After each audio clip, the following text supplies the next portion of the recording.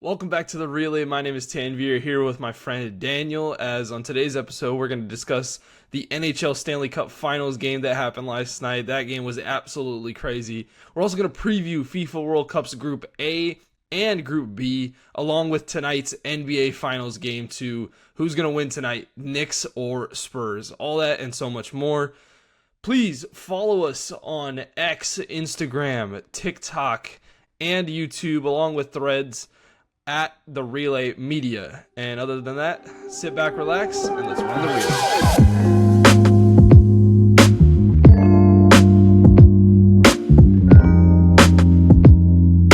relay. Carolina was dead in the water, down 2-0 with 10 minutes left, and Vegas really looked ready to head home with a commanding 2-0 series lead. But then the Hurricanes scored 3 straight goals in 5 minutes and survived a late equalizer, winning in overtime. And just to say, game 2 was absolute chaos. One of the craziest games of hockey that I've seen. And I think the biggest point that I wanted to make is Carolina's dominance finally paid off for them. You know, the scoreboard did say Vegas 2-0, but Carolina really did control most of the game. And Hurricanes owned 82% of the first period shot attempts, but that's generally, Vegas's game plan. Just sit back and try and defend early and try and hit on the counterattack. Carolina's top 6 forwards were driving possession all night long, and Frederik Andersen in goal really kept them alive long enough for the offense to wake up. And even though Vegas was hanging on despite having the lead, that pressure kind of hit them really hard in that third period. And even though they got that game-tying goal, you saw that the momentum was still in Carolina's favor. You know, this wasn't a comeback where Carolina suddenly became the better team. They were the better team for most of the night. They just finally, started finishing. Daniel, did you have any reaction to this game first and foremost that you wanted to get off? What were your thoughts about Carolina's performance in that game too? I definitely thought, it was a bit. I think they've been the better team. Yeah. Like I've seen it and no, I haven't talked about it on the show, but this Golden Knights team hasn't just throughout these playoffs, they haven't been necessarily the better team. They've just Hmm. found teams who have not been in form really and capitalized off that. And that's not to Hmm. say anything bad about their game plan because at the end of the day, they're taking advantage of that. But that was eerily something similar last night. Just this Carolina team they didn't give up.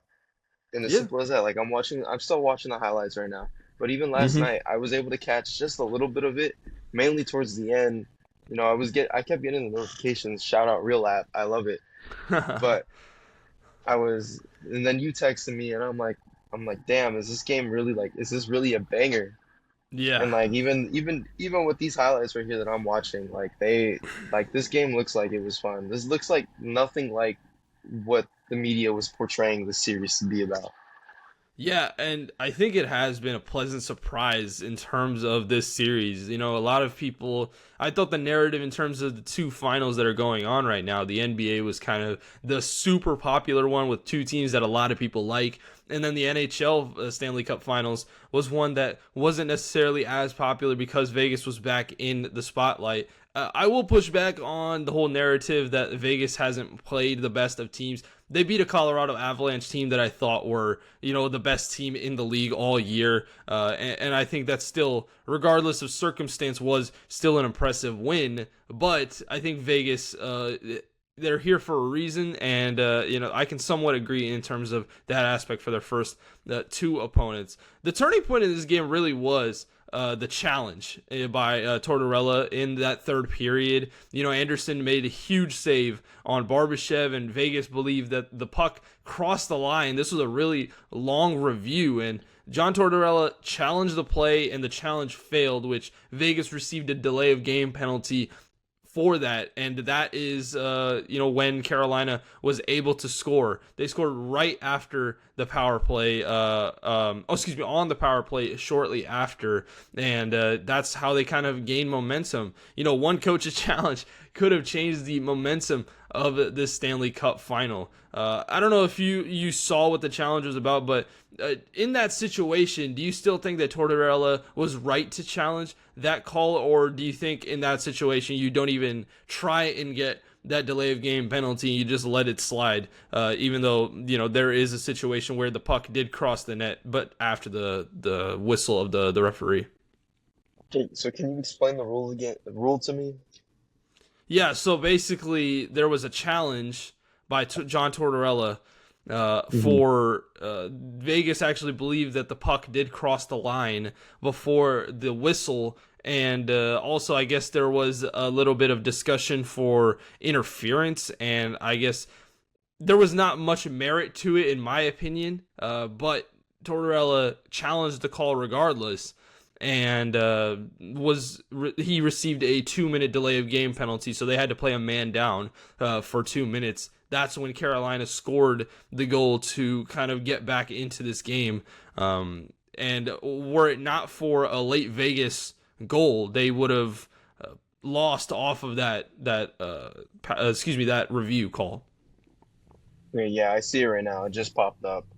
Yeah, Mm-hmm. I mean, in a game like this, I think you got to take all your chances. And Yeah. if you're really adamant and believe in something like that, that you really think that that call was what you saw and what you think is right, then you got to challenge it. I mean, you already know the risk is there if you're not right. But Right. at the end of the day, like that is you need to take advantage of everything that's given to you, Mm-hmm. whether it is or isn't actually there. Yeah. And I think, when you have the margins like they were in that third period and you see a puck go into the net, you are trying any way to try and get that goal call, but I think it was obviously hindsight is 2020, and people will say the challenge was not worth it at all. But I could see the thought process of Tortorella in terms of he has a chance right here to possibly take a lead, and if he has to get a 2-minute penalty for that, that's fine. So that's kind of where I was looking at that situation. And the third and final point I really wanted to get to, actually I got two, but so this is my third point that I wanted to get to. Carolina's depth really is winning this series. Stankoven scored, Jankowski scored, Stahl scored, Jarvis scored the OT winner, and Carolina continues getting goals from their lineup and their depth. Vegas got both regulation goals from Brett Howden, and outside Howden and Stone, the offense was really limited. So you have a team that's really getting pushed by their stars versus a team that has the depth that can score from anywhere. And the stars for the Hurricanes haven't taken over this final in general, but Carolina's role players are really carrying them right now. Daniel, do you think Carolina's depth is going to be better than Vegas's depth in the rest of this series, or do you think that Vegas's depth will finally start showing up when we get to the game 3, game 4, game 5, and later into the series? I think Carolina's depth is more just they're here, and I don't think they're Yeah. leaving. And just as you get later into a series, the better your depth is, the most likely you're gonna win. Later it Right. gets into a series. We see this in the NBA, and we see this in any team sport that goes into series for the playoff. And I feel like Hmm. it's the same thing here.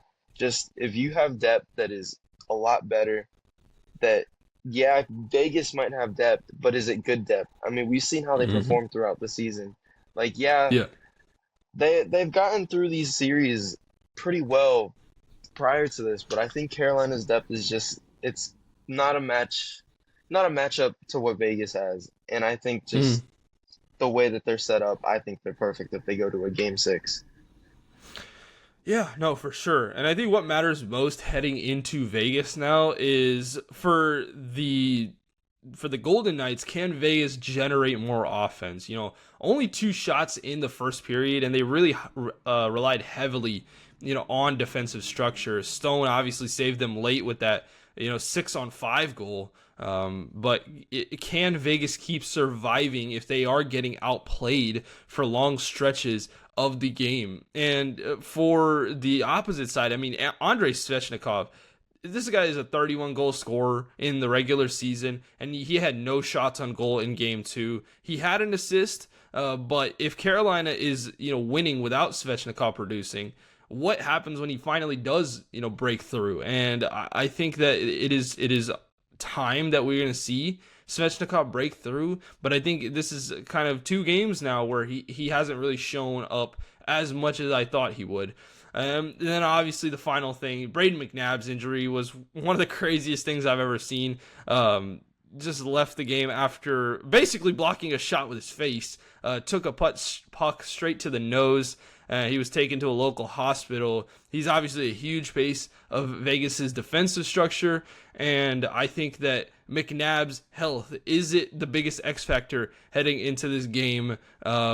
And can they survive in the defensive structure if McNabb is not able to play? Daniel, do you have a prediction? Who do you think wins Game 3 in this series? I think just going back to home will help Vegas a ton. Okay. And so I'm gonna give Vegas the upper hand once they get home. But I think going to Game 3, even Game 4, I think they take one apiece, and I think this goes back to Charlotte. Yeah, this game could have been looking. Excuse me, the series I should say could have been looking super different had Vegas just closed that game out. But the Hurricanes, in that game 2, got exactly what they needed. They protected home ice. They erased that 2-goal deficit, and they turned this series into a best of 5 now. And here's the scary part for Vegas. Carolina's biggest offensive stars, they haven't really fully arrived yet. And if they do, the momentum of the Stanley Cup Final could shift very quickly. So who has the advantage heading to Vegas? The Golden Knights because they stole a road game, or the Hurricanes because they just proved they can win any type of game? I'm going to say I think the Hurricanes have got the advantage back. I think their offensive stars, including Svechnikov, will show up, and I think they win Game 3 and take back control of this series, kind of similar to how they did in the Canadian series.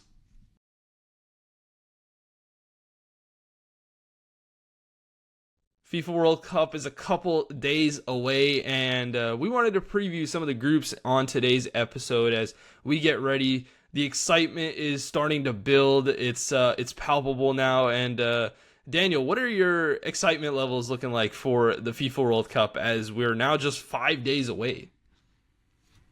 I'm super excited. I'm already getting stuff planned. Getting the watch parties set up, Nice. Getting those invites out there, everything. Just finding people to do, or people to invite, things to do once this tournament starts, because this tournament brings people together. Mm-hmm. Are you going to any of the games? We'll see. We'll see. We'll see. All right. If these ticket prices they don't decide to subside drop last minute. Yeah, I'm not gonna lie. The ticket prices are ridiculous. I do have a ticket to one game, but I don't know if I'm gonna go, which is kind of crazy. It's Paraguay versus Australia, in San Francisco, which is actually a really good game between 2 pretty good teams.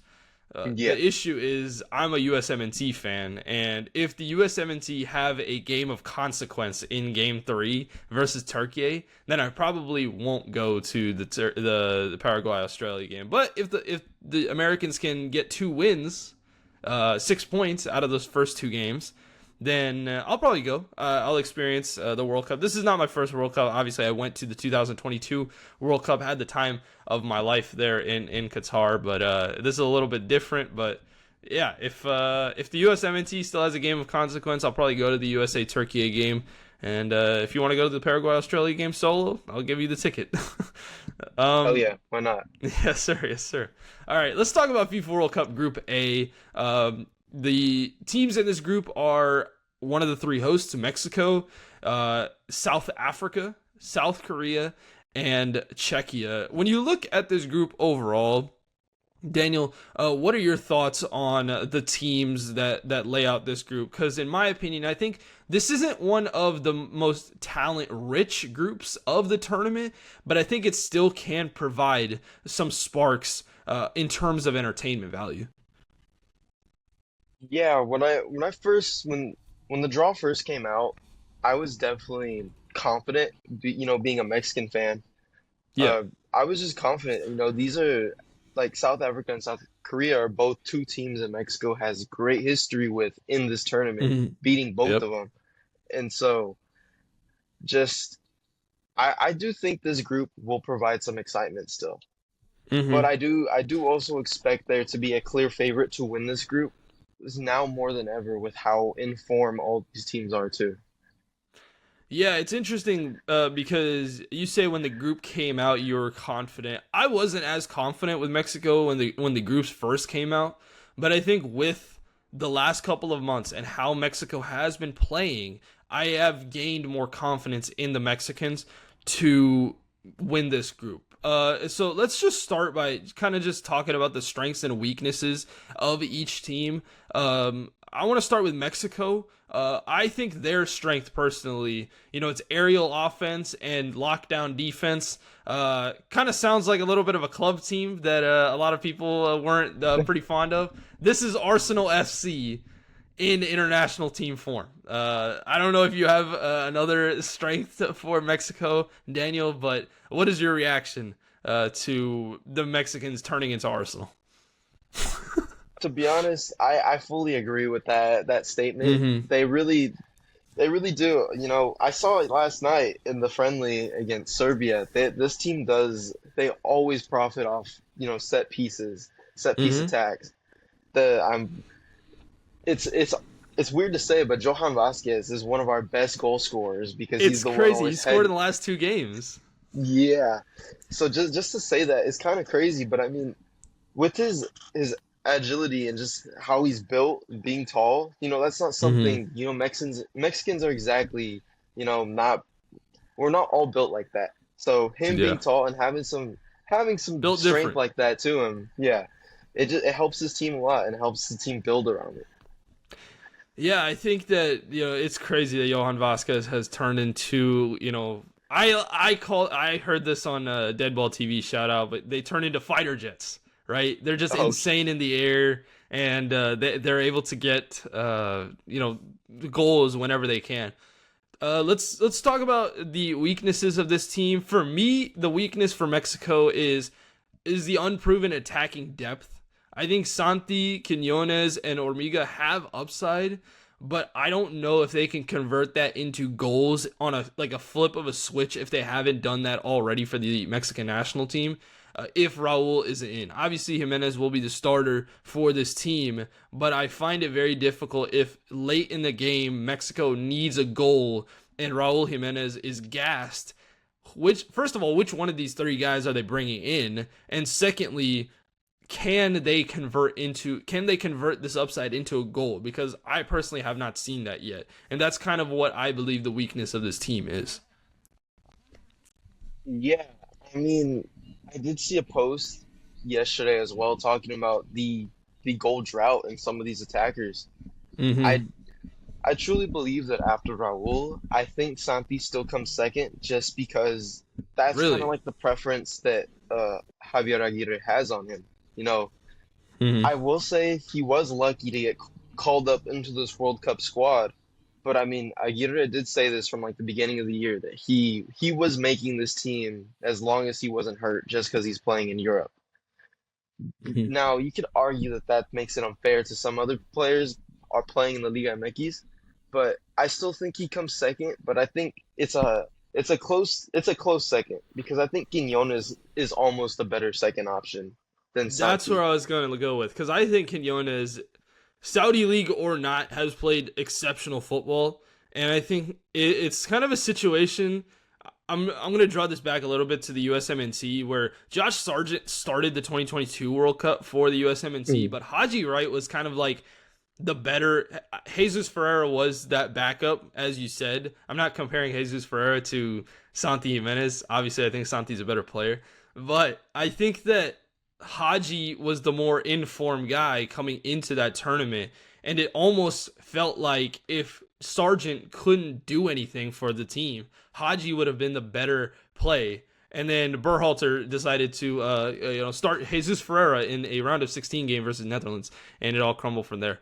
But enough of my hatred for that man. let's uh Your let's trauma. move on. Let's move on to South Africa. Um, I think that this is a very fascinating team. It's going to be it's going to be a rematch of the opening World Cup game of the 2010 World Cup, the first time that two teams have played in the World Cup opener twice in the World Cup's history. To me, South Africa, they've had a couple of good friendlies. My strength for them, they don't really change their attacking play style for anybody. I think they really do stick with their game plan regardless of opponent. And I think that becomes a real strength because, teams sometimes get caught off guard by the attacking prowess that this team has. Lyle Foster's a really good player playing up top for them, and he's a goal scoring machine. And I think that this is kind of where their strength lies for this team, and where they're going to have to go in terms of the game plan when it comes to that first game against Mexico. Yeah. No, I don't have as much information on South Africa as these other teams, but just Hmm. overall, I still think the squad is strong. I'm not gonna say that, they're weak, they're not gonna do nothing in this World Cup because Yeah. for one, I think having history in this tournament matters a lot. And South Africa Hmm. does have a deep, rich history with the World Cup. And Yeah. I think just like you said, the way they don't change their game plan up for no one, and they kind of just Hmm. they keep it how it is, and that can always be both a good thing but also a bad thing because teams can learn to just play against your style of football, and if you're not changing what you do, then you're just gonna get beat. It's simple as that. And now Yeah. I do think That. uh, Oh, I'll continue. let you Sorry. go. Well, I was Oh gonna well, say I agree with you because I think their weakness is actually twofold with that. Because I think they can sometimes overplay, and their wingbacks they'll be too far forward up the pitch, and that kind of leaves them vulnerable behind. So this is a high variance team that has a high floor, but low floor but a high ceiling when it comes to their games. yeah, and I think adaptability will always be the biggest thing to me. Hmm. One of the biggest things in football, and it's just how the South African team adapts this year to what is thrown at them. Because if I were to argue in that first game, I would believe they would dominate possession. To be honest, I really think they could dominate possession Hmm. because this midfield creativity from Mexico is something that is lacking big time, and South Africa can easily take a big advantage if they take advantage of that. And that's if that's in their game plan now. Because if it is not, Yeah. then this South African team might get beat. But it really all comes down to how they strategize and how they plan against each one of their opponents. Yeah, we're up against the clock a little bit, so I'll just quickly go to my strengths and weaknesses for South Korea and Czechia. For me, South Korea, they're really stacked on the wings. Lee Gang-in, Junho Bae, Hwang Yi-chen, all of these guys are great players for South Korea and can really dominate in a field of teams that I don't think have the greatest uh, outside defenders per se in Mexico, South Africa, and South Korea, or excuse me, Czechia. And in terms of their weakness, I think beyond Kim Min Jae, their defenders are really lackluster, and they can really get dominated when it comes to high level attackers, which this group also has a lot of. When we're talking about Raul Jimenez, we're talking about Lyle Foster for South Africa, we're talking about Patrick Schick, but it's really on the wings where they can get dominated, and obviously Mexico doesn't have that many great wings. It's obviously the weakest part of their team in terms of their players, but this team can still get dominated when it comes to some of their defenders. Do you have a strength and a weakness for South Korea? I mean, I would just agree with everything you said. I Yeah. think just the biggest weakness in general is the lack of fullbacks on that South Korean team. I just Yeah. think it's like I really have nothing to add besides like it really is just Kim Min Jae. Hmm. Do you think that Kim and Jay or can he carry the load in terms of that defense, or do you think that they're gonna have to find some performances elsewhere in that defense? I think there's gonna have to be performances elsewhere because I think Kim Min Okay. Jae could only do so much. Hmm. Yeah, I agree with you for sure. And then Czechia, I think they have the most clinical striker of the group. Maybe that's a hot take, but I think Patrick Schick, he can create goals out of nowhere. And I think that if there's any team that has that one guy up top that if he gets the ball and just turns and shoots, he can get a goal. I think Patrick Schick is that guy for in this group. But in terms of weakness for me, I don't think Czechia really has the technical skill, especially in that midfield, to make really creative attacks when the defense gets really tough or they end up in tough situations. I think if this team goes down a man or is able to go down a goal, both of these situations is going to really hamper Czechia's ability to make a goal, make a comeback, and I think especially against these teams, it's going to be a tough ask, especially against Mexico. Yeah, again, strength and weakness for Czechia, Daniel. Yeah, I was my strength was really gonna be just I think this defense is very experienced in Mm-hmm. the sense that they've all played with their teams. They're all playing in Europe. I think it's Europe or Asia, from what I've Mm-hmm. seen. But I think they've been tenured long enough that they know what they're doing. Like they have experience in this before, and I think that helps a lot. Mm-hmm. But my weakness is the lack of attack outside of Sheik, and I think that Mm-hmm. that'll hurt them a ton because if Sheik is really your only attacker, what happens once he has to get subbed off? Like Yeah. you can't really push him to play 3 90-minute games in the World Cup just how the group Yeah, the way stages. the way it's looking, I think it might have to be, you know. Yeah, unfortunately, but like I really do think this Czechia team could be a sleeper pick in a sense, but Okay. it would have to be where somebody else shines in this team and it can't just be Sheik. Yeah, they still have Thomas Suchek, Yeah. Premier League midfielders, uh, and so they have a little bit of help, but I still think it's going to be a tough ask when it comes to this team trying to create something beyond Patrick Schick. All right, let's go to a player to watch from each team, and I'll start. Obviously, Mexico. I think this is an easy one.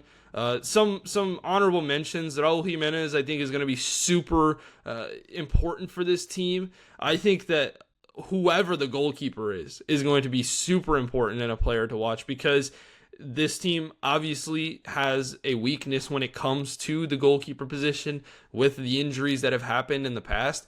And so now it kind of forces either a new goalkeeper that hasn't really been in this situation before or a six World Cup veteran that is past his prime. And so I think that presents a little bit of an interesting situation. But obviously, my player to watch for Mexico is Gilberto Mora, the Tijuana midfielder. He comes in as the youngest player in this entire tournament, and he really does have a potential to create something magical for El Tri. He really presents a change of philosophy, as you said in the last episode for the Mexican national team. You alluded to this, that this team doesn't really, put youngsters of that age in this team so early, but I think he's a smart player, and I think that's why Javier Aguirre put him into this lineup, and I think he really can lead this midfield, even though I think some of the injuries could hamper that.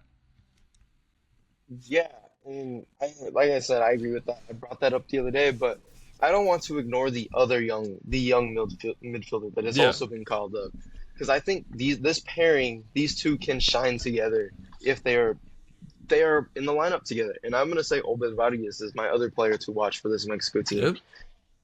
because Former I U.S. think Youth International. yep, I think just his experience. He's the only other real youngster that has been called up. Mm.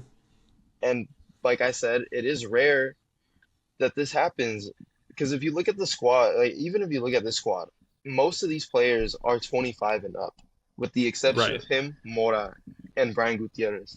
And I think Hmm. just having at least this is a start. Obviously, you would hope that this continues to happen where you continue to find young talent. But I think Obed Vargas is another key piece to this Mexico team succeeding now and in the future. No, I like that for sure. Let's move on to South Africa, and you could choose Lyle Foster, who I've said before about the goal scoring machine. He played really well in the AFCON, but I'm gonna go with goalkeeper Ronwin Williams. I think he is the best goalkeeper in this group, and with the attacking threats that I've listed previously, I think that.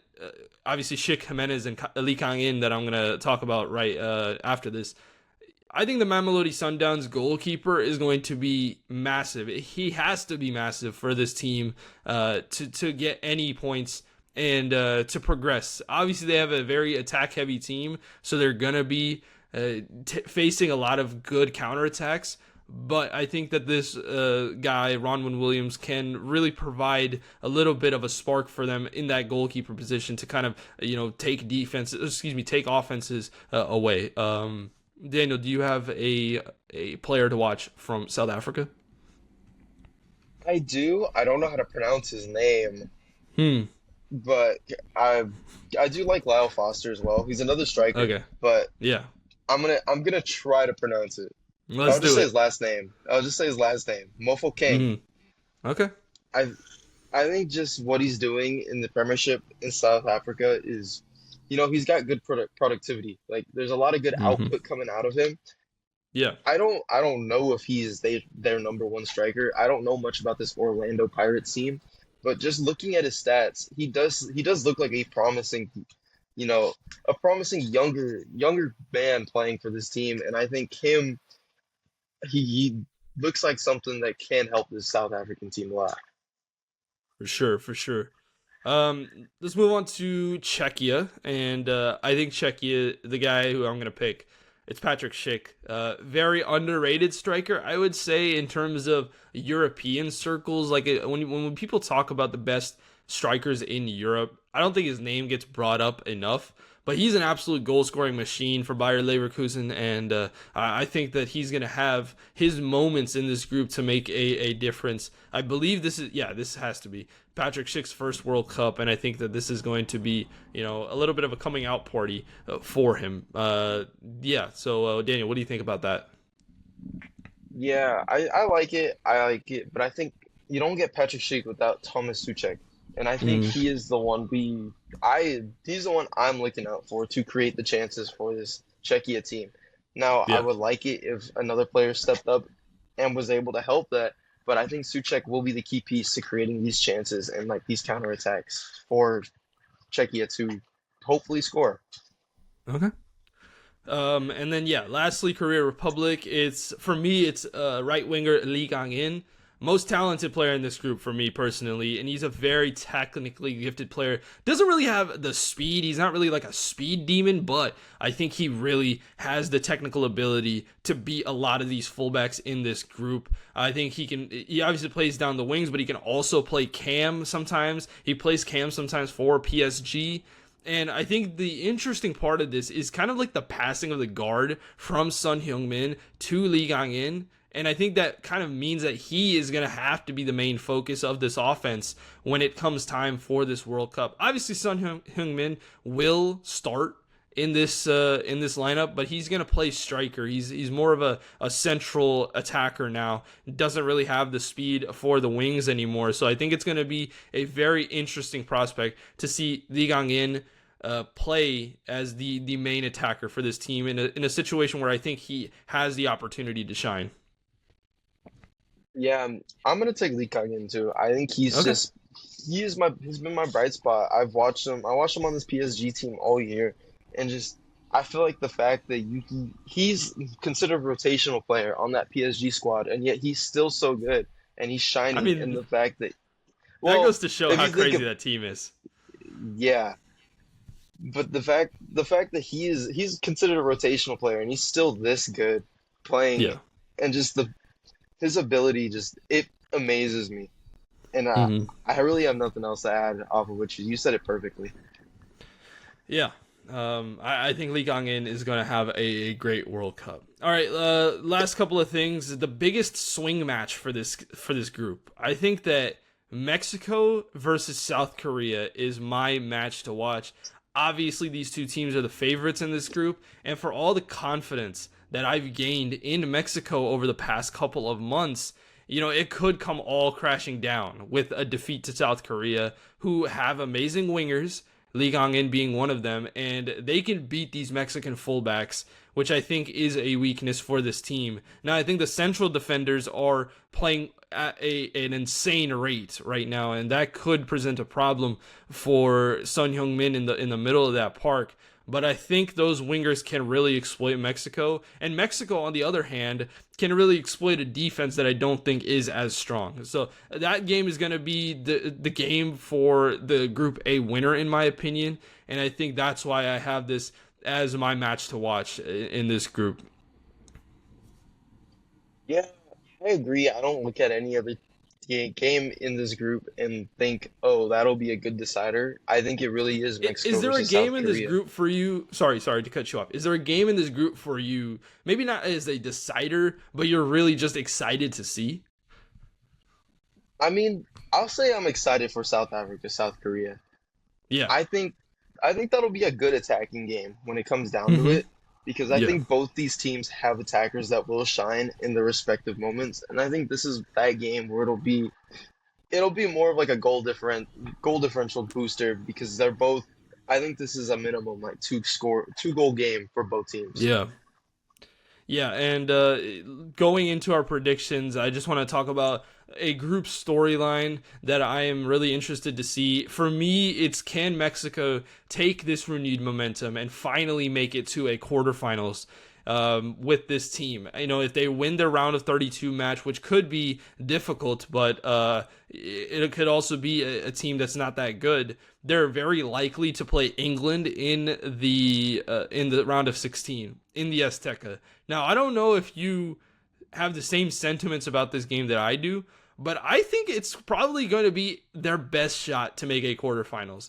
And not because England isn't a good team. I think England is one of the best 5 teams in the world in terms of roster construction. Maybe not with the new team that came out and some of the omissions. But regardless, I still think that they're a top 5 team if they are playing at the top of their level. But playing England in a round of 16 match, this England especially, in that altitude, I think present a very good opportunity for Mexico to finally make a quarterfinals. And that's kind of the narrative that I'm looking at going into this. El Quinto Partido is something for this team, but I'm not counting that because if you move on from the round of 32 to the round of 16 and lose there, that's the same spot you've lost in every year every World Cup, I should say, for time. So to me, I think a successful World Cup for Mexico is probably round of 16, but I think can they get to a quarterfinals in a situation where I think, logically this team can make a quarterfinals against an England team that will have to play in the altitude, and Mexico's obviously been used to that. Yeah, I never thought about that beforehand. I didn't think of the storyline, and I honestly agree with it. I think just, all those English players they don't experience those conditions. So if this were Yeah. to happen and we are in this scenario, I think this would be a game where Mexico sits back, prime, give us Arsenal, call us Arsenal all you want, but I could see it. I could see us scoring one, getting one, and just sitting Hmm. back because in reality, that is what you have to do sometimes against these better teams, even if you have some of the advantages over them. Yeah, for sure. All right, we'll cap this off with our predictions. I think we'll just go with the top 4 and how many points you think they're gonna get. So for my predictions, in first place, I have Mexico with 7 points. I think they get their one draw against South Korea, but I do think that they have the opportunity to get 9. In second place for me, I have South Korea with 5. So I think both of those teams will move on. Now, this is my shocker. I have South Africa finishing 3rd with 2 points and Czechia finishing in 4th with 1 point. I just think that with the Czech Republic team, I'm not really moved by them. They're a solid team for sure, but I think South Africa can really catch them. And I think because they are playing Mexico last, I think it's going to provide a little bit of pressure on those early games to perform. I think they lose to South Korea in that first game.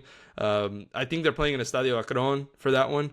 I think that they lose that one, and I think that they lose to Mexico in that third game. So again, Mexico first, South Korea second, South Africa third, Czech Republic, or excuse me, Czechia fourth.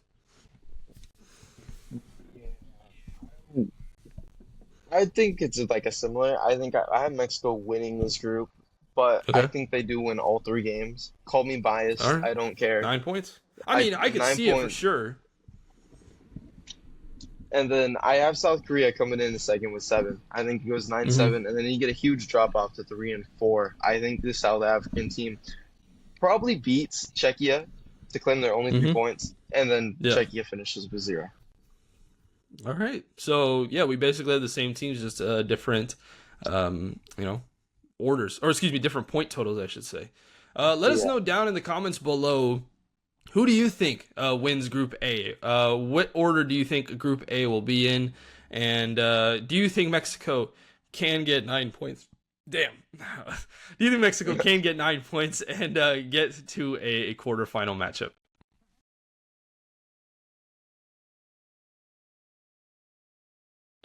All right, let's keep this World Cup group preview train rolling, and we're gonna do World Cup Group B as well. This group consists of the teams of Canada, who is one of the three hosts as well. They have Switzerland in their group, Qatar, the two-time AFC Asian Cup champions, which I still can't believe that statement, and Bosnia and Herzegovina, who beat Italy and Wales to advance to this group. I think this group, again, presents, for the lower three teams, it really presents an opportunity for them to get further than they ever have been at the World Cup, and is capped by Switzerland, who sneakily is always a very strong tournament team. I think Canada hosting also provides a little bit of an interesting scenario, because I think the atmosphere for these games and the talent from young guys to vets is going to be really good. What are your opening thoughts about this Group B, Daniel? Do you think that this group is more entertaining than Group A? I do. I really do think this group is more entertaining, and I think it's just because of the fact that all these teams are well-rounded, and I think they're all very similar in skill level when it comes down to Yeah. it. But I think they all just provide exciting football and exciting matchups. I'd argue that this might be one of the best groups, top three groups in this World Cup. Wow, that's a statement. I disagree, but I could definitely see this being the case. Let's just head into the strengths and weaknesses for each team. For Canada, I think their strength is Jesse Marsh. Ever since he's come into this team, their setup has been amazing. It really allows for a great style of play for this team, and I think they may even have the most accrued talent in this entire group. I think that you can make the argument that they are more talented than Switzerland in a player for player basis. My weakness, though, is the availability of those players. They have a lot of injuries going on right now. Alfonso Davies is one of them. He's going to miss game one of this tournament against Bosnia and Herzegovina, I should say. And I think that could be a little bit of an issue. You also have Moise Bombito, who has a little bit of an injury scare. Last year, he broke his leg, and he's still recovering from that. He played, a couple of minutes, but how is his time going to be used in this World Cup? And I think that could be a pitfall for this team if it really hurts them. Yeah, I think I will say that I do agree with that. I do think the upside of this team is the fact that I think this team has a lot more depth than people might Yeah. expect. But I do also think that the injuries are hurting them because you have the other two as well, but not to mention you also have Marcelo Flores who just went out with an ACL Yeah. injury, which Yeah. as I wanted to say before that happened, like that the depth of that attack was really good, and they're slowly dropping like flies, and it hurts to see. Hmm. And, like I would hope Davies is good by game two, game three, but Yeah. I know the rumors right now are coming out that he might miss the whole group stages, and I think how they Yeah. manage the, his injury mainly is what comes down to it because I think Davies can be one of their best chances at creating moments on the wing and Yeah. creating moments and just chances in general. Yeah, I mean, he was the first goal scorer for Canada in the World Cup history. He scored against Croatia. I went to that game and I missed Oh the my Canada God. goal because I had to walk these insane staircases to get to my seat, and then Croatia just thumped them for 4 goals. So that was a bit of a tough game for them. Let's move on to Switzerland real quick. I think this team is tough as nails. They really have a box office front line now, in my opinion, that has kind of emerged out of nowhere. Brielle Mbolo and Dan Ndoye is leading the line here, and I think that Switzerland is a very tough team. You know, Switzerland doesn't necessarily get brought up in the conversations of kind of the big powers in Europe or even like the second tier, but I think they truly deserve to be in the second tier of teams in Europe. And I think that this team, when it comes to a tournament, is super difficult to play. But their weakness, I think they need to kind of rewrite the narrative about them in terms of punching above their weight. When it comes to any tournament, Euros or World Cups, they really haven't been able to punch above their weight against teams like Brazil or it seems like France or Portugal or a team like Argentina. Like these type of teams, I think present a really tough ask for them to win that game, but I think they have to change that narrative this year to punch above their weight and get to a later knockout stage game. Yeah, definitely. I think the upside of this team is their midfield depth. I really like their midfield. I think just being Mm-hmm. led by Shaka, I think Shaka provides great experience in general. And with his ability, I think a lot of these other midfielders in this team are really able to benefit off of what he provides and what Mm-hmm. they've obviously learned off him being around for so long. But I think Yeah. I really I my downside to this team would be the same thing you did. It's having to get farther than what they've done before and not doing the same thing they've done every time they've been in this tournament. Now, whether they do it or not, I really think it's up to how this team is managed this year. I would hope it's different, and I would hope they succeed a lot better than past tournaments. Yeah. I think Switzerland really has a high ceiling when it comes to this World Cup. Let's move on to Qatar. And I think Qatar, their strength is they have Akram Afif. You talk about a guy that has played an insane amount of games for this team, but also had a wild amount of moments for this team. Akram Afif has somehow turned into the Asian Cup killer. He just somehow finds a way to beat teams, and he's just such a creative dynamite for this team that if he were to go down, I think this is easily one of the worst teams that would qualify for an AFC Asian Cup. But because they have him, it just turns into a team that can beat anybody on their day. My weakness for this team, they only have Akram Afif. There's nobody else on this team that can really provide. Besides Almo Ali, I know has some qualities in him to get some goals, but I think that Akram Afif is the guy for them, and there's not really much else for this Qatari team, even heading into this World Cup. Yeah, I don't think there's much more to say about this team other than Akram Hafif. I will say I will always like have a little fear in this team just because I watched this Qatar team beat Mexico a couple years ago in the Gold Cup, Yeah, that was and wild. so I I've always just had maybe a little fear. Call me crazy, but Hmm. I think they can be sneaky contenders sometimes if they're played right. But Yeah. other than that, there's really not much to say about this team. Yeah, they're going to be playing in San Francisco for a couple of games, which is the same state. Levi Stadium is the same stadium that they beat Mexico in. So I think that's a little bit of Unfortunately. a cool. Unfortunately, I think it's a little bit of a cool, moment for them personally. Hold on, let me check if my audio is good. And yeah, my speaker did not go off randomly, which it has been in the past. Let's move on to Bosnia, and I think Bosnia's strength physically, they are so strong, and I think they're on an upward trajectory. You know, they get out of that tie in the European qualifying, and they're able to beat Wales and Italy, two pretty good European teams, to get into this position. but I think their depth is really thin. That's my weakness for this team. Beyond their starters, their bench players to me don't really provide enough impact. And I think it's going to be on the starters to score early goals for this team to get some points in this group. Because I think if they go into the second tier of players, they're not going to be able to get the goals necessary. Edin Dzeko obviously is still the talisman for this team, but beyond that, they have a couple of injuries to at the striker position. I think it's going to be really difficult to score goals with this second unit. Yeah, I think they had a great like journey to this cup, and I think Yeah, their upside, like you said, is their strength. They are these dudes are built different, like straight up. If you look at yeah, them, they have that strength that not many other teams have.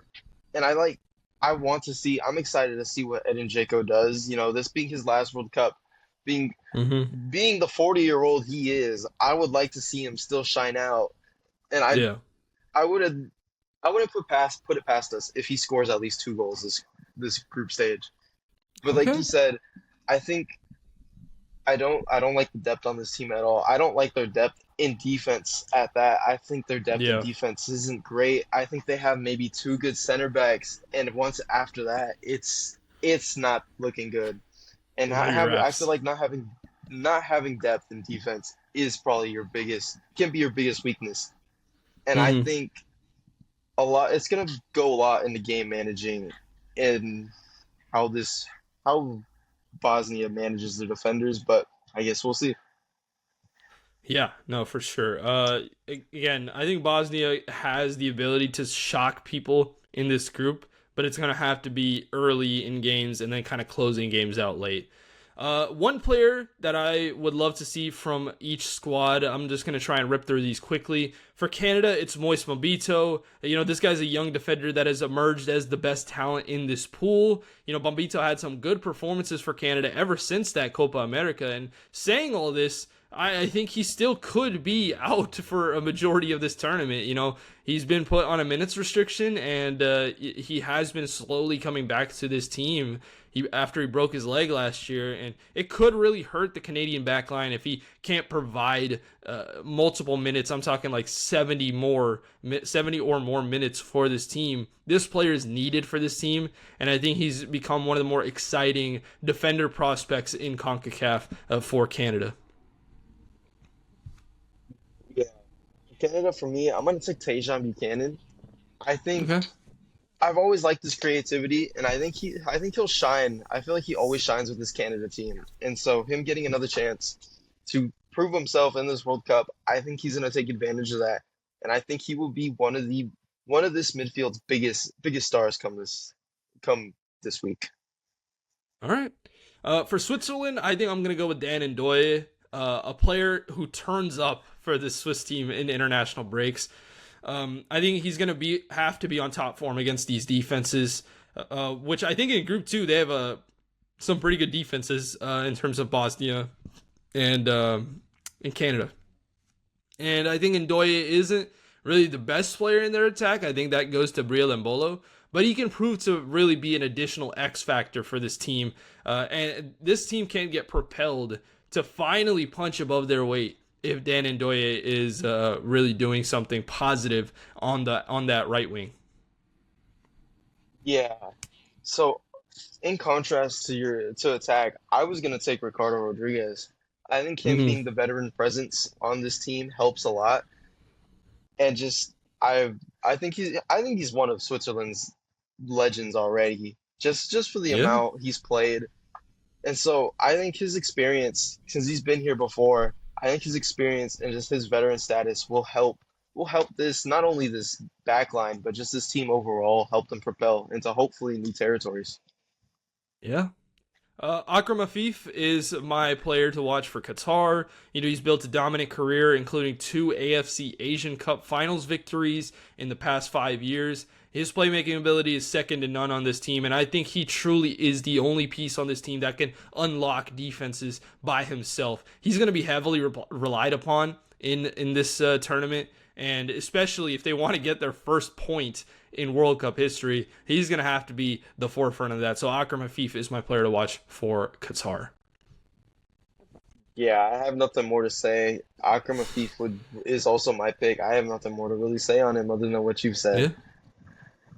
Yeah, and then finally Bosnia and Herzegovina. I'm going to go with the center mid Esmir Baraktarovic. He's a flashy attacking midfielder who was a former U.S. youth national player. And I think Baraktarovic is one of the bright young stars for this team. I think they're going to build around these guys in the future. And with the Bosnians kind of playing with house money, I think they're a little bit ahead of schedule for this team. I think 2030 is where they could really make an impact. But they're in this position now, and I think Baraktarovic could really thrive, especially in a World Cup that he's playing a little bit closer to his home. Yeah, and for my pick, I'm just gonna take Edin Dzeko. I think this Mm-hmm. being his last World Cup and his last real shot to shine under the global presence, I think he'll take advantage of that. And I really do look for him to be out there and get a few goals. I think it will happen. And just I think the story that comes around him is just what brings me to it and attracts me the most. Yeah. I think all these players, there's so many players in this group that I'm so excited to watch. I do agree. I think that this group, I think, provides more players that I'm more excited to watch. I think the Mexico group is interesting because I'm so excited to see what will happen in that group. You know what I mean? And Yeah. so, yeah, Edin Dzeko, I think that he can be a ball player for this team for sure. Biggest swing match in this group is going to be Canada versus Switzerland. Once again, I have chosen the matchup with the two group favorites, but when it comes to achieving something Canada has never done, a matchup with Switzerland presents a tasty test for them. You know, Canada is talented as they have ever been, and hopefully with a full healthy roster, because it is the third game of this group, the Switzerland game. I think they can contest the Swiss for possibly whoever wins this group. So Switzerland versus Canada is my match to watch. Yeah, my match to watch was going to be Canada Bosnia. I think just the Mm, way I think I like the matchup just for the fact that, it's two very strong defenses. And when it comes down to it, I think when you have two strong defenses, you get a very call it boring game, but you get a very passing centric, trying to create chances down the wing. You get a lot of aerial duels, and I think this is something that both those teams are also good at. And so when it comes yeah. down to it, I think it'll be a very exciting game with some very very thought up of and different chances being created. Yeah, that was the other game that I was thinking about for sure. But I just think that Switzerland game, especially if Canada is fully healthy, is probably going to be the game of this group stage for Group B. Yeah. And then my group storyline: Canada coming into this tournament has gone from a tier 3 team slash tier 4 team in CONCACAF. This was like 10, 15 years ago, to now being a legit top 3 powerhouse in the region. And with their first World Cup win still to be still sought after, can the Maple Leafs finally shrug off the pressure and advance to the knockout stage? Because I think that is the expectation on them, fair or not. Never been to the knockout stage, but I think with this group, they were kind of given a lifeline because Italy didn't advance. Now, we can make the argument if Italy is truly better than Bosnia, even though Bosnia did win, but I think Canada have been given the opportunity to finally get out of their group. And I think they can get their first couple of points and make a statement. But will they have the pressure, and will the pressure crack them? And will it make them lose a game kind of similar to how they did in the 2022 World Cup, where they played better than Belgium, but they didn't get the result at the end of the day?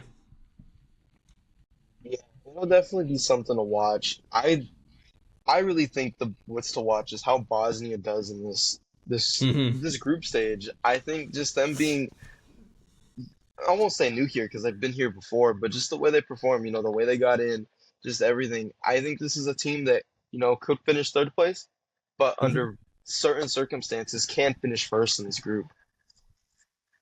Yeah, I think that they're kind of like the dynamite of this group. They can go from last to first in this group, and I wouldn't be shocked in any way. Yeah. All right, it's time to put the money where our mouth is, or the mouth where our money is. No, that doesn't make any sense. It's the other way around.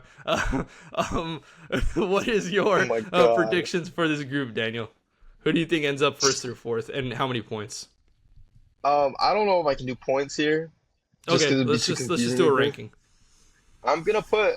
I think I have Switzerland finishing first, with Okay. Canada in second, and Bosnia hmm in third, and Qatar fourth.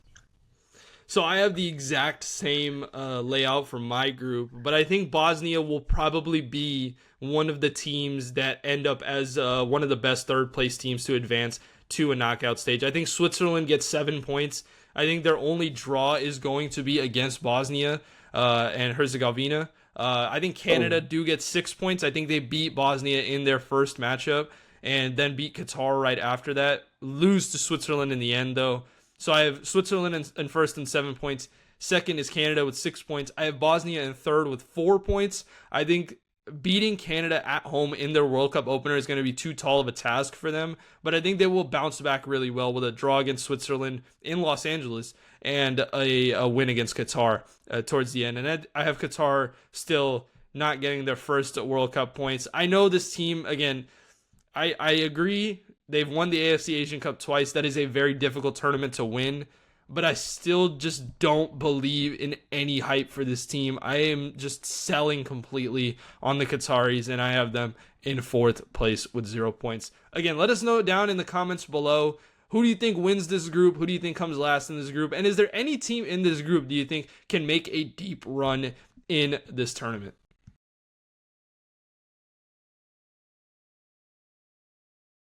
And let's finish off today's podcast with a preview of Game 2 of the NBA Finals, which is happening tonight between the San Antonio Spurs and the New York Knicks. You know, the Knicks got the win in Game 1, but I think neither team walked away feeling great about how they played. New York survived its worst offensive game of the entire postseason, while San Antonio posted one of its worst offensive performances of the entire year. So the question heading into Game 2 is, who fixes their problems first? Will it be the Spurs or will it be the Knicks? And I've come up with 3 keys for Game 2 of the 2026 NBA Finals. But before we get to that, Daniel, can you answer the question? Who do you think fixes their problems first in this Game 2?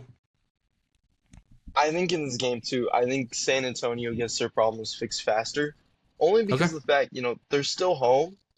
And Mm-hmm. I think a lot of the issues that were the reason that they lost game one aren't really there in game two anymore. Okay.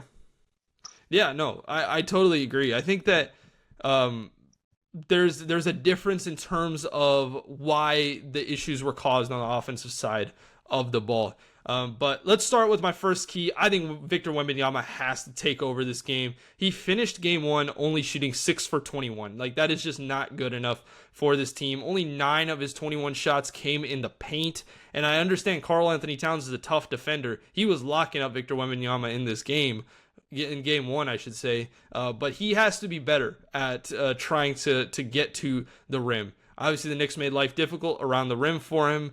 Too many of these possessions, though, ended with Wemby drifting to the perimeter of the court and trying to just take a tough shot from the outside. I think the Spurs do really need to have him play like a 7'4" superstar and not really like a wing player that is out there chucking threes.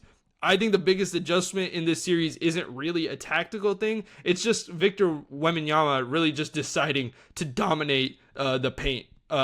But I think there is a real question mark to be asked. Do you think was game 1 a Knicks defensive success story, or do you think Wembanyama just really settled for too many jumpers? I think it's a mix of both. I do think the Knicks were playing great defense. And, having Cat on Wemby, it was a lockdown defense and it was a great performance. But I think it came down to a mentality standpoint a lot too with Wemby. Mm-hmm. I think, obviously this being his first NBA Finals, how hard it was to get you here, how exhausted you were. So many Yeah. emotions were poured out in that OKC that OKC series. So I think it was granted that, Wemby wasn't going to have a great night going into game one, that this whole Spurs team was just, they weren't going to be themselves. And I think it Yeah. was shown. But I think all that is gone. I think you're like, okay, you got to feel, you know what it's like to now be, you know what a game's like. Yeah. Now reset and repair. And Hmm. I think we'll see a better performance from Wemby tonight. I think that's a given. But I look for Champagny again. I really do look to see Hmm. what Champagny does tonight. I think he's he's obviously not their second option. He's more like a third or fourth. But I think when the ball goes through him and you have him taking these tough shots, I think he can be a real key piece. Yeah, if he's making them, it looks really good. But when he's missing, it's wraps for the Spurs team. I think what to watch in this game for Victor Wembanyama is getting touches early in the post, pick and roll actions that are kind of designed for him to get into a deeper position on the court, and getting to the free throw line. I think that Victor Wembanyama is a really good free throw shooter, and he can really exploit that. I think what I'm going to say is I think if Victor Wembanyama gets to 30 points in this game too, I think the Spurs are going to win regardless. I think if he can get to 30, I think that's a good benchmark for this team to catapult them into a win into this series. I think the point number two for me is the Knicks are really comfortable in chaos. They took 34 shots in game one, I should say, in the final 7 seconds of the shot clock. They shot only 26% on those possessions, but they still won the game. That is a crazy statistic. But Jalen Brunson was just hitting big shot after big shot, and he hit the biggest shot of the night late in the shot clock.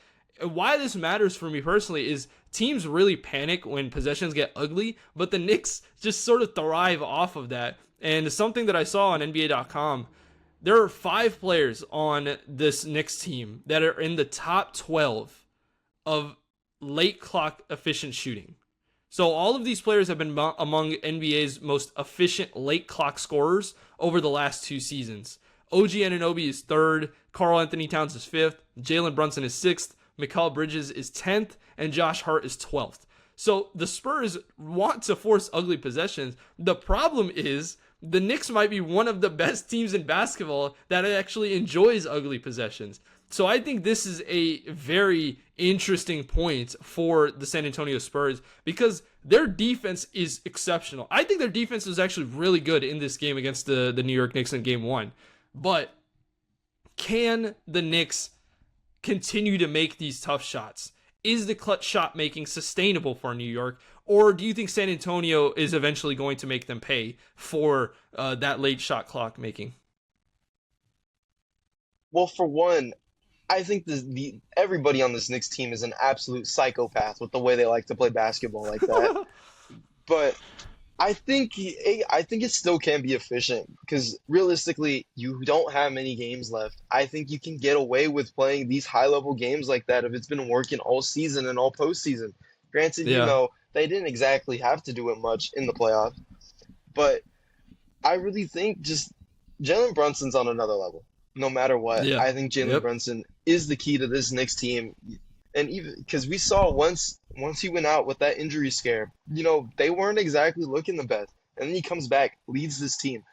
I think everything's gonna run through Brunson and how they shoot like that. I don't think it's gonna go away. I think they're gonna continue to, push it into these clutch scenarios because I think this team build it is a lot better under pressure. Yeah. When I saw that stat, I was like, I mean, no wonder. I mean, to have 5 players in the top 12 in late clock shooting efficiency is just wild to me. And I think that's going to be a really interesting point, especially in this game too. My third and final point is the real battle is happening on the glass. You wouldn't know this, but the Spurs actually won the offensive rebound battle 14-10. But the Knicks won the second chance points battle 23-14. They were more efficient with their offensive rebounds. And I think the Spurs switching defense really created opportunities for Karl Anthony Towns, especially. And he repeatedly punished the smaller defenders on the inside.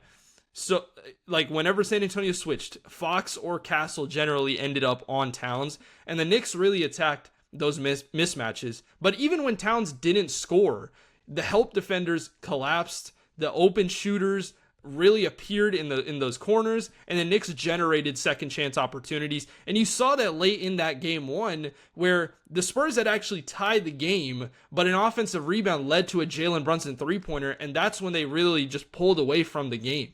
I think everyone's focused on Brunson and Wemby, but the team that wins the rebounding battle could actually win this series. And so I'm going to watch for Karl Anthony Towns rebounds, and I'm going to watch for Wembanyama's rebounds, but I'm going to look for hustle plays as well from Josh Hart and guys like Stephon Castle, who's a really good rebounding guard, to really make the hustle plays and get rebounds for this team.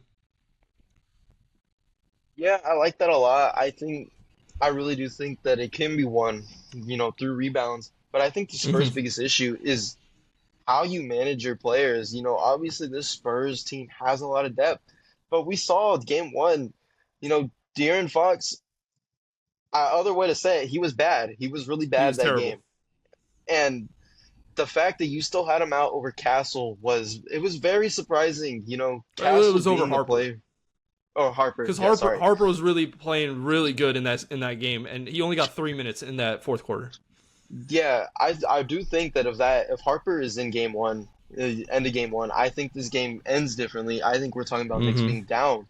But just when it comes down to it, I think that is your main issue when it comes that you need to fix is how you manage your players and who's hot, who isn't, and just in Yeah, general. for sure. I think that there's going to be some questions that are going to be answered in this game too. And I think if the Knicks do win, I think this series is basically a wrap. I don't think that they sweep the Spurs, but I do think that this series is probably going to end in 6, because I think the Spurs will probably, if the backs are against the wall and they're down 2-0 or 3-0, they're probably going to split that away series. They'll probably win in San Antonio, but then ultimately lose in New York. So this is a big hinge point game for both of these teams. There's 3 questions that I'm really excited to watch or get answered in this game. Can Wembanyama respond? I think game one felt like a missed opportunity, and I think great players always generally bounce back after a poor finals performance in game one. 2, can the Knicks generate easier offense? They won despite winning. Excuse me. Oh my goodness. They won despite shooting poorly. And usually that's a good sign, because that means that if you shoot good, you're going to win again. But living off difficult Brunson fadeaways, I don't think is a long-term strategy for this team. And then finally, who's going to win the physical battle, right? The series already feels more like a rock fight than a shootout. And loose balls, rebounds, second chance plays, hustle plays are really going to be the deciding possessions. Let's end it on a prediction. I'll go first. I think the Spurs do win game 2. I think Wembanyama is not going to shoot 29% again. I think the home crowd is really going to get behind them. And San Antonio, I think, created decent looks. They just didn't fall. And I think they're going to fall in this game. And the Spurs are going to respond like they have in the last 2 series to first home game losses. I think they're going to respond with a second home game win. And I think game 1 really felt like the Spurs let it slip away. But I think game 2 is going to feel like a legacy game for Victor. And I think the Knicks have already proven they can win ugly, but I think with a victory, the pressure is going to shift entirely to New York once they get back to Madison Square Garden after the Spurs win game 2. Yeah, I think, and when it comes down to it, I do think that a lot of it was a lot of luck. Game 1, Yeah. a lot of luck and just a lot of emotions, everything that was around this series. But I think Well, coming can into we this really game, call it luck? I was just going to say, because, again, the stats show that this team somehow, some way finds a way to shoot the ball really well in late clock situations. So I don't know if I can really call it luck anymore, right? It's a lucky thing that they found out to play really good with, right? yeah. But I would look for the Spurs to take this game. You're still at Cool. home. You take advantage of your home crowd still, because the last thing you Yeah. want is to go down 2-0 and go away where they were physically and mentally. That is hmm something that is hard to come back from. And so I would Yeah. look for the Spurs to take this game. Wemby to have a great night tonight and maybe shut down Brunson a bit. Okay. Yeah. Again, I'd like to ask the audience, put down in the comments below, Who do you think scores more points in game 2? Do you think it'll be Victor Wembanyama, or do you think it will be Jalen Brunson? That's all for today's show. Thank you guys for watching the Relay Podcast. We'll be back on Tuesday with some reaction to the weekend of sports. Otherwise, follow us on the Relay Media, at the Relay Media on X, Instagram, TikTok, Threads, and YouTube. Until then, I'm Tanvir. That was Daniel. And, have a good weekend.